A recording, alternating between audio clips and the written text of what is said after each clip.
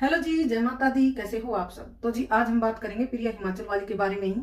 और उनका कहना है कि जो लोग उनके ऊपर वीडियो बना रहे हैं वो उनके बारे में अफवाह फैला रहे हैं और वो उनकी ऑडियंस के दिल में जहर घोल रहे हैं।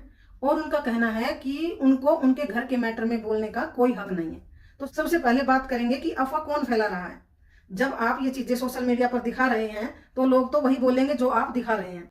आप खुद बोल रहे हो कि मेरी सास और बबीता जो है ये मिलकर ड्रामा कर रहे हैं, बबीता कोई प्रेग्नेंट नहीं है।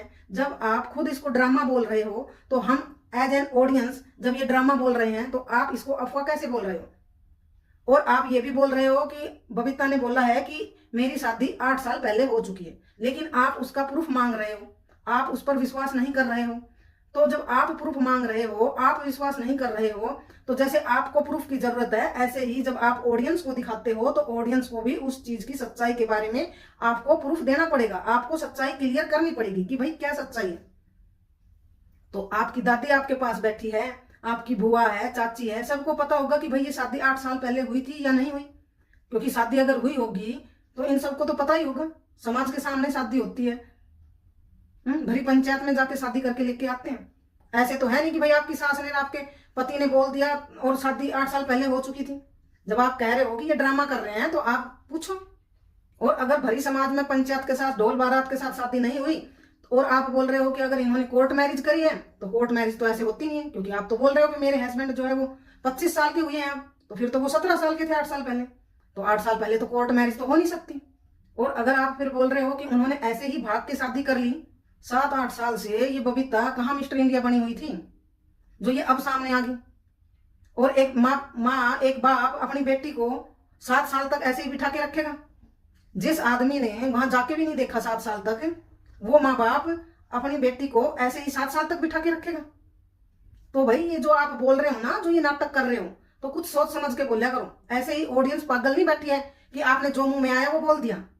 जब आपको खुद क्लियर नहीं है, आप खुद बोल रहे हो प्रूफ दिखाओ, तो ऐसे ही एज एन ऑडियंस भी आपसे यही प्रूफ मांगती है, यही सच्चाई जानना चाहती है कि भाई आप क्लियर करो चीजें को। भाई आप क्लियर करो चीजों को। आप बोल देते हो बस और फिर ऐसे ही करते रहते हो कि मैं तो बहुत परेशान हूँ, बहुत परेशान हूँ। भाई परेशान हो तो उन चीजों पर चलो ना। और जो आप ये बोल रहे हो कि घर के मैटर में घुसने का किसी को हक नहीं दिया, तो बहन ये घर का मैटर नहीं बचा, आपने तो सोशल मीडिया पर लाके रख रखा है। घर का मैटर तो घर में ही सुलझाते आप। अब जब आप बीच चौराहे में जाके लड़ाई करोगे तो वहां 4 आदमी तो इकट्ठे होंगे ही। और जब 4 आदमी इकट्ठे होंगे तो कोई किसी को गलत समझेगा, कोई किसी को गलत समझेगा, और वो तो बोलेंगे, और वो जो जैसा समझेगा वो वैसा ही बोलेगा। और अगर आप बीच चौराहे में रोज रोज लड़ाई करोगे तो लोग क्या उसको सच समझेंगे? जब जो चौराहे के आसपास दुकान फड़ी वाले बैठे हैं वो देखेंगे कि भाई इनका तो रोज का काम है, ये तो रोज ऐसे ही लड़ाई करते हैं, तो भाई वो तो यही समझेंगे कि भाई इनका ड्रामा है। अगर सच होता तो इंसान कुछ ना कुछ तो एक्शन लेता ना। ऐसे ही सोशल मीडिया पर है, जब आप सोशल मीडिया पर रोज रोज दिखाते हो तो आदमी कितने दिन उस बात को सच समझेगा? अब रोज रोज दिखा रहे हो तो अब लोग ड्रामा तो समझेंगे ही ना। क्योंकि अगर सच होता तो इंसान कुछ ना कुछ तो एक्शन लेता।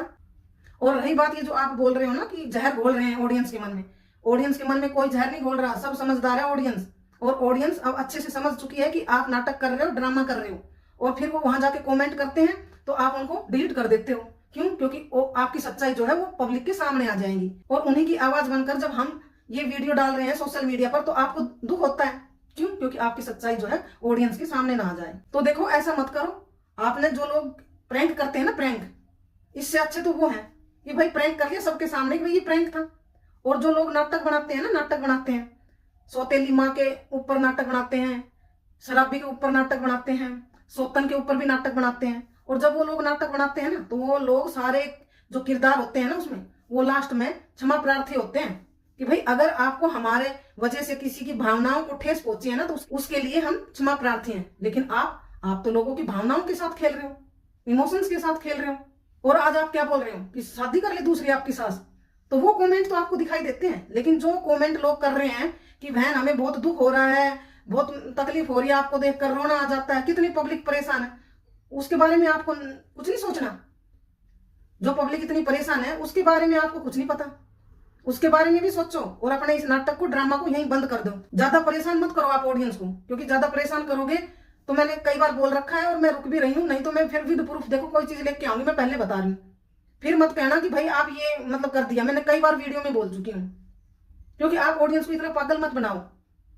तो जी बस आज के लिए इतना ही। कल फिर मिलेंगे किसी नई वीडियो में, नए टॉपिक पर। तब तक के लिए आप सभी को राम राम जी, जय माता।